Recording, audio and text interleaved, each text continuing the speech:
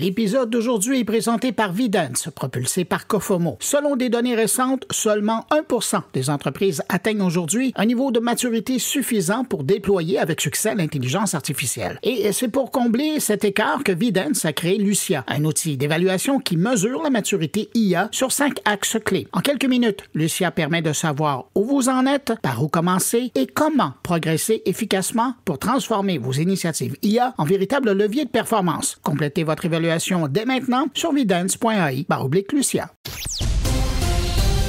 C'est l'édition du mardi 21 octobre. Qu'ont en commun Fortnite, Alexa, Snapchat, ChatGPT, Canva, Signal, Perplexity, le PlayStation Network, Roblox et l'application de McDonald's? Ils sont tous des clients de AWS et ont été tous victimes d'une panne informatique majeure qui a duré près de 4 heures lundi matin. L'incident provenait du centre de données US East One, déjà à l'origine d'autres pannes chez AWS dans le passé.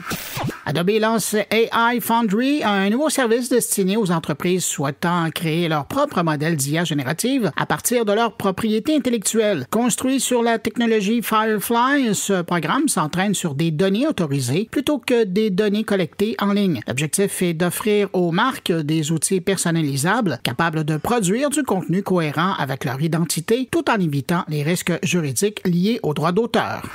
SpaceX a franchi un cap historique avec le lancement de son 10 millième satellite Starlink en orbite terrestre basse. Sur les 10 000 envoyés, il restera environ 8 600 satellites encore opérationnels, les autres ayant été désorbités après une durée de vie moyenne de 5 ans. Autorisé à déployer 12 000 appareils, SpaceX prévoit d'en lancer plus de 30 000 à terme. Le fabricant de bagues connectées Oura annonce une refonte complète de son application mobile qui met l'accent sur la gestion du stress. La nouvelle version introduira une fonction baptisée stress cumulatif, offrant un suivi hebdomadaire du stress à partir de données de sommeil, de rythme cardiaque, de température et d'activité. L'application proposera aussi un tableau de bord dédié à la récupération.